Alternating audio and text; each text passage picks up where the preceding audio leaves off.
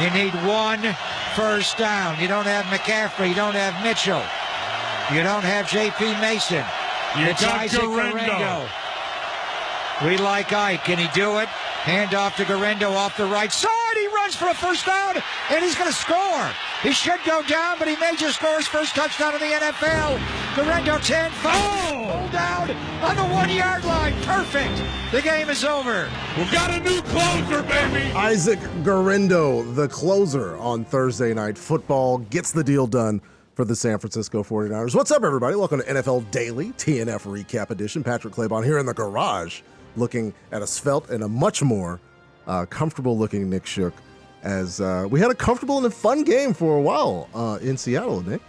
Yeah, it looked like we were cruising toward a blowout, and then the Seahawks decided to wake up right when the Niners, they just went back to what they did the week before, which is let a team back into a game. But fortunately for Niners fans who have spent all week stressing about how can our team figure out how to close games, they found a way, and they did it in a number of different ways, including going to George Kittle, and then, as you just heard, leaning on the run game when they needed to bleed clock. Isaac Guerrero coming through in a big spot with Jordan Mason sidelined with a shoulder injury, and the Niners move back to 500 in a big, big way. A huge way. Ultimately, you heard there on the call from KNBR, they lose Jordan Mason in the game. He's got an injured shoulder. He's in and out of the game. There are a couple of times where it's like, all right, Jordan Mason's back. He actually had a 9-yard run. Then he's back to the sideline. A second half where Seattle has so many opportunities, Nick, and that's going to be my big takeaway from the game. Not just the second half, the end of the first half, there were 2 attempts in the back of the end zone. One where DK Metcalf got Kevin Duranted. Also Isaiah Likely, right, where he's about an inch, that size 14 shoe, if it's a size 12. If only he wears a 12. Yeah, you go in, and it's a totally different type of situation. Not, momentum. That's not important. Getting the points, right, is what's actually important. You get the points going into the half, and then you can come out and you're in a better position. They were just playing from behind after that. Yeah, it was a struggle for them. They go to halftime down 16-3. They give up a touchdown to go down 23-3.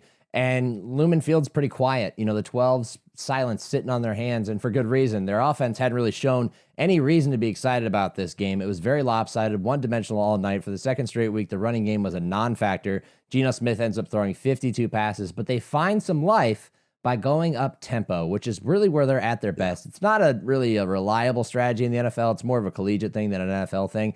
But out of desperation, they start speeding up the offense, and before you know it, they're moving the football down the field. And next thing you know, it's 23-10 because Laviska Shenault responds to a George Kittle touchdown by taking it 97 yards through the dynamic kickoff for a touchdown. Then they come back and score another touchdown on a 13-play, 94-yard drive that only took 5.5 minutes. That's kind of speaking to the up-tempo. And suddenly it's 23-17. They got a legit shot. But the problem was the same thing that showed up early in the game.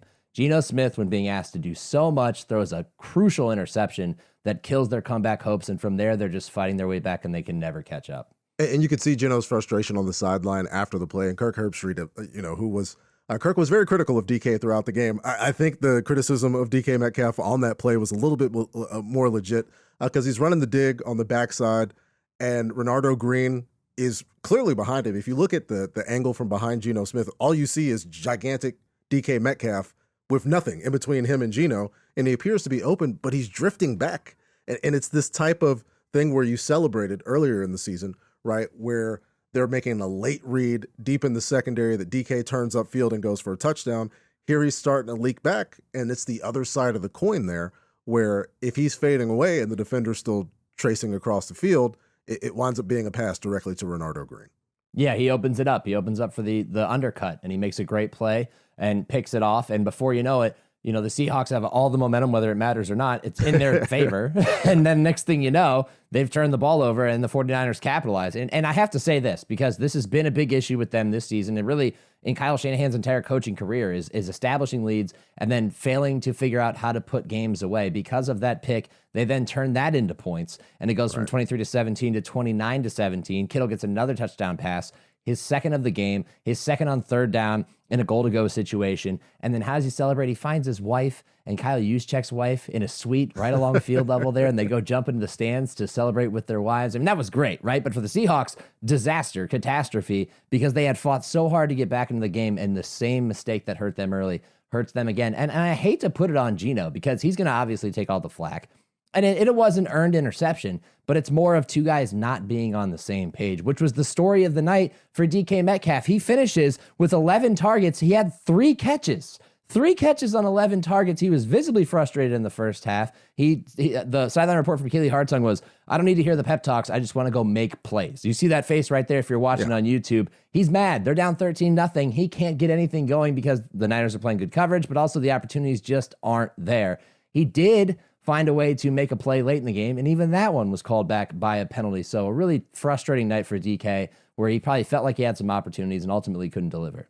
There is a universe out there somewhere where this is a 7 catch for 176 yard and 2 touchdown game for DK Metcalf. Like it's very easy. Yeah. You don't have to change too much. The play you're mentioning, Kenny Walker, for some reason was bouncing up and down after going out rad. And he never got set. And so it was a illegal shift on a play where that provided no advantage. Like there's no advantage. It's not that he was, doing some cheat motion and he's moving towards the line of scrimmage. He's literally bouncing up and down instead of getting set. It wipes off a DK touchdown. The aforementioned would-be touchdown before the end of the first half, where it's stated and it's on record in this divisional rivalry. The 49ers secondary's methodology is to be annoying to DK Metcalf, to try to get in his head. But aside from the circumstances going the other way, they also, as you mentioned, play very good defense on DK. This isn't like some new thing. This is a trend that's continued. It hasn't, the rookie, Renardo Green, this is first time doing this, but it's consistent. I think team-wise, player-wise, specifically, they know specifically what they need to do to deal with DK Metcalf, and it just shows up over and over again. What it is force a lot of tight windows. And Geno, to his credit, tried to force passes in there, and he actually got a lot of them on target. It's just that the window was so small that the likelihood of a catch was very low. There was one play in the first half, I think it was a 3rd down attempt, where he's blanketed. I mean, he's covered by like 2 or 3 Niners, and the ball hits him in the hands, but he's also got a DB holding him around the waist. He's looking for the flag. They don't get the flag because there's just so much traffic there to begin with. That was kind of the story for the night for them. And because they're so one-dimensional right now, if DK is not going, well, then, all right, let's go to Tyler Lockett, let's go to Jackson Smith and Jigba, but those are supplementary receivers in this offense. DK is the focal point. If he's going, then your offense is going to go. Earlier in the season, they go play at New England, and he has a long touchdown catch. It seemed like it was just a week-by-week thing where there would be one long DK touchdown reception per week. You could bank on it, fantasy owners. It was going to happen. Sunrises, sunsets, DK gets loose for 65, 70-yard touchdown catch. That has not been the case in the last 2 weeks. And that definitely wasn't the case on Thursday night, even when he did, which, by the way, that throw by Geno was a phenomenal play where he's under pressure and he sees DK behind coverage and puts it over the top perfectly for him to catch. And you think, oh, they're back in it. And then it's wiped out by the penalty. It's a tough spot for the Seahawks right now because, we saw them go play against Detroit a couple weeks ago and put up a ton of points and fall short. They're capable of that.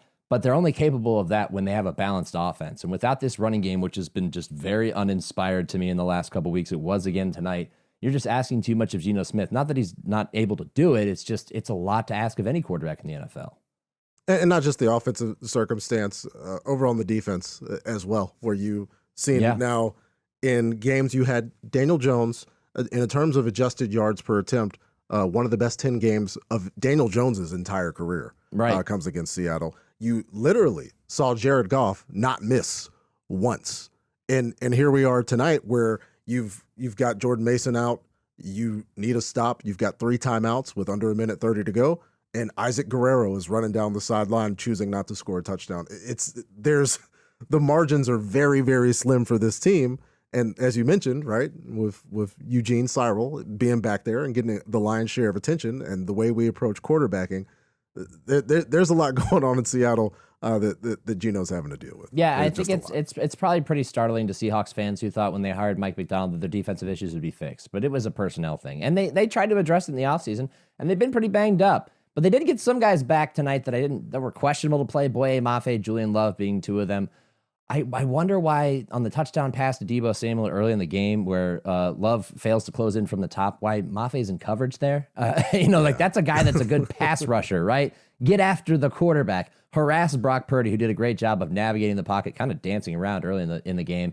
A little unorthodox from him, but lean on your strengths. We know against the run, that's just not their strength. It is really disheartening to see them give up a long run at the end of the game to make that long effort to just score a touchdown to get within one possession, and then instantly it's wiped away by a long Guerrero run. That's really disheartening. That's a bummer. You hope it gets better when you get some of those guys back, but where they are right now, you see their weaknesses, and it's a struggle for them to win games. And now they're 3-3. They're in an NFC West that's very much for the taking, with the Niners at 3-3 as well.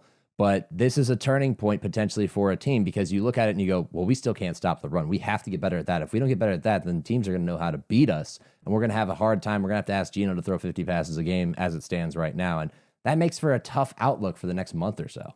Yeah, and the 49ers make it tougher. I don't want to make it all Seattle. It was a nice win, especially considering the way things ended with the Kaiser White interception against the Arizona Cardinals last week. Brock comes back. He's 18 of 28, 255, 3 touchdowns. 2 of those, one was probably the throw of Brock Purdy's year, down the sideline into the corner of the end zone to George Kittle. Had Kittle with another one, and then the one where Debo does all the work. And I know the Purdy yak conspiracy people are going to pounce on that one and be like, see, it's all a myth. But like that was the first huge yak play of the 49ers season, where Brock didn't have to do a lot. So yeah, everybody's going to get one of those occasionally. The Seahawks, I'll approach this delicately, might have gotten one on the night. There was a punt by Mitch Wisnowski that went to D. Williams. His teammate Devin Witherspoon pushed the gunner into him.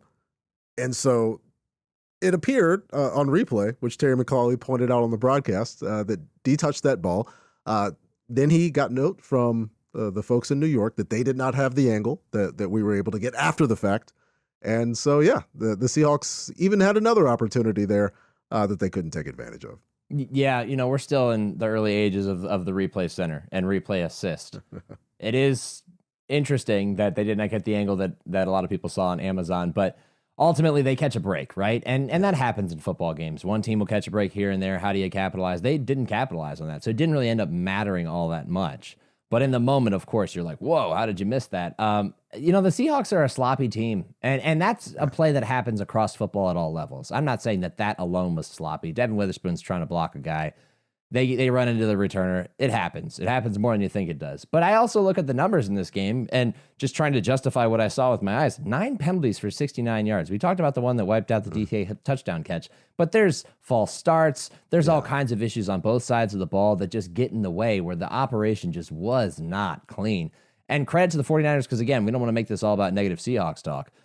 They did the good job of capitalizing and really finishing this game. I mean, I know we've talked about it a little bit already, but this is a team that blew a game against the Cardinals last week. I mean, they were reeling after that. People are questioning Kyle Shanahan, and yeah, he's 38-0 going into that situation when he's up by 10 points in the fourth quarter and they lose that game. So he's got that track record. But at the same time, we also know some of the games that he's lost in situations where he's held leads. This tonight on the road in a tough environment when the other team fights their way back in the game, this has to be a feather in their cap that, look, you know what? We can finish games. We can finish games when we don't have Jordan Mason, when Debo Samuel might get a little dinged up again, as it seems he does every week, when, things aren't necessarily going right for us. We have enough talent and enough moxie to overcome that and finish it off in the most traditional way possible, which is a fullback rushing touchdown.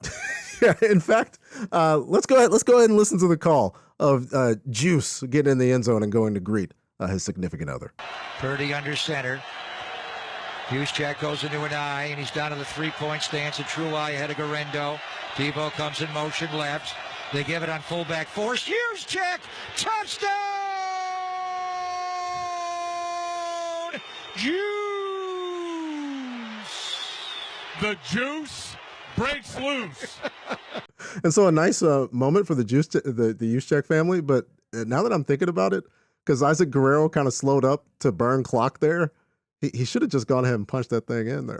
I knew that was going to be the discourse. I knew that was going to be the complaint online. Why not get Garendo his first touchdown? He just sacrificed it to run clock, give him the ball. But then again, this is big brain Kyle Shanahan. What am I going to do on the goal line? They're expecting me to give it to Garendo. Let's give it to the fullback and catch him by surprise, and it works to perfection. It's just it's a funny. We've come a long way. With Kyle Shanahan calling plays. I'm thinking about last year where he's absolutely force-feeding CMC to keep the streak alive in a game that was deep into garbage time. You never know what's coming. And you mentioned blowing leads late. The regular season stat is one thing. They've done it a couple of times in the big game, in the Super Bowl against the Kansas City Chiefs, who they have coming up next on October 20th. Looking forward to that one. The Thursday night game gives them a little bit of the break. And now, after losing 3 straight, Shook, it's the Falcons up next for the Seahawks, who are kind of reeling right now, going up against the team that's, not doing it on the score, but vibes wise, the Falcons are hot right now. Yeah, I mean, they're hot. They figured out how to put up points in the last couple of weeks. Kirk Cousins threw for over 500 yards recently. Like, they're starting to unlock that offense. And I'm looking at the Seahawks last 3 games. You lose 42-29, 29-20, and 36-24. So we know you're going to end up in that like 20 to 30 range of points, but is that going to be enough with this defense the way it is right now? That's the big question. I'm not sure. And then right after that, you get Buffalo, which they have their own issues to sort out after a 9-for-30 performance by Josh Allen in Houston last weekend. But that's a tough couple of game stretch, and suddenly you could go from 3-2 to 3-5, and on this long losing streak, and it's crisis mode in Seattle. So they got to get back on the horse and find a way to win before long. It's getting early. It's getting late early in Seattle as we roll through this 2024 NFL season. That's the Thursday night football recap. Nick Shook, any final thoughts before we say goodbye to the people, man? It was a great game. I thought it was going to be a boring game, and I was glad we got entertained. But my heart's also with my baseball team. The Cleveland Guardians come back and beat the Detroit Tigers 5-4 to force a Game 5. I know this is a football podcast, but go Guards, baby. I knew it. We love baseball. We love you guys. We'll see you next time on NFL Daily.